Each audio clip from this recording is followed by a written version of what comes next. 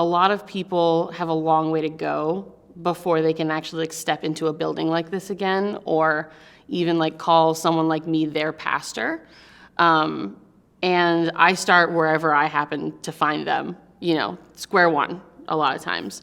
And a lot of the people that I counsel, some of them don't end up coming to Commonwealth at all because they're just on a journey elsewhere in their healing, and they have a lot of like counseling left to do, a lot of therapy left to do before they're like ready for something like this. But for some of them are ready to give it a shot again.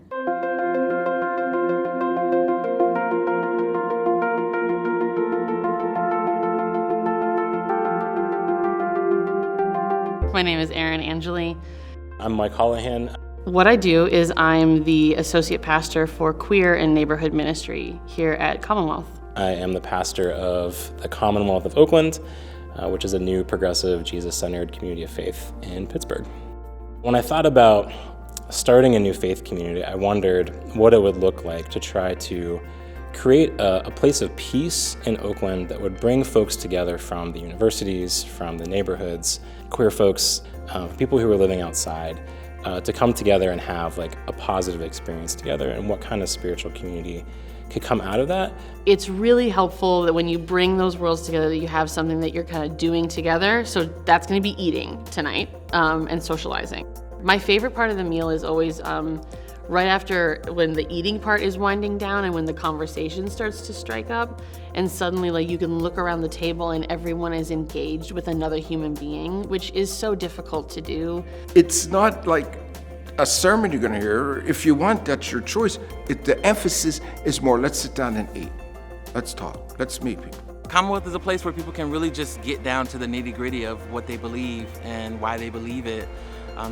Pluck some things out, put some things in, talk to one another, and have some feedback with one another. The intention is really to be a community that celebrates LGBTQIA folks.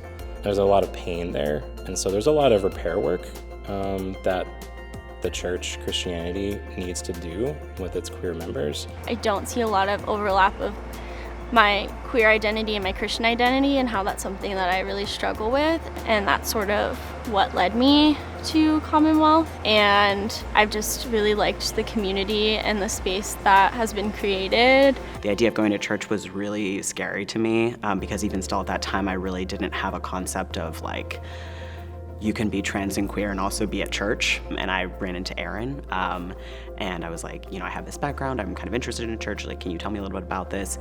She's like, oh, well, I'm gay too. And I was like, oh, like, wow. There's room for every part of my identity in this community.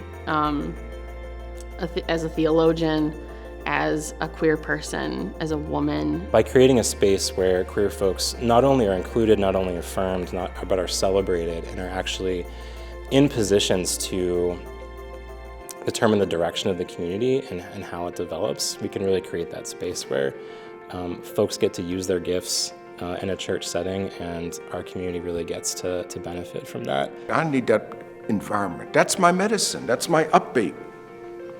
Yeah. Then ask me how happy I am then. Yeah. I want to put it in a jar and keep it till the next time. There's no limit to what this community is like brave enough to try.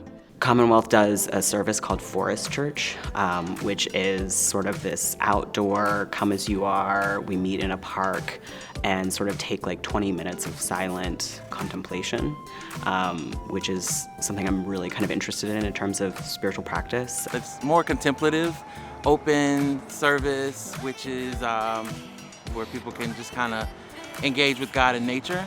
I would say it's a very affirming faith community, affirming for queer people, but for all people. It's not like regular church. I've gone to protests with my pastors from Commonwealth, which I've never done before. I've been on the streets with my pastors, and you know, like we walk in the Pride Parade and things like that. Just the idea that I could be welcomed into that space and have a chance to kind of explore what that might look like for me as the person I really am today, and not making a change, not adjusting for anything, was totally mind-boggling to me. And that really opened up kind of an interest in maybe finding another church community. The Presbyterian Church USA is an ecosystem of churches, and an ecosystem needs diversity in order to thrive. And it's actually really important to have both new churches like mine that are experimenting and trying out new forms of what it means to be church, and also traditional forms of church. We actually need each other in a lot of different ways. So anything that I can cook up that sounds like it might be a way of following the Spirit forward into something, these people are willing to try it. It's amazing. It's really amazing how brave they are. And so by working with a people like that, that's really like ignited more of the fire of my creativity. It's pushed me farther. It's made me think about what ways can I be a better teacher, a better preacher for these people who are really like grinding away at what it means to be a Christian today. You know, they're really working at it. And so like I need to be on the ball, like working at it too.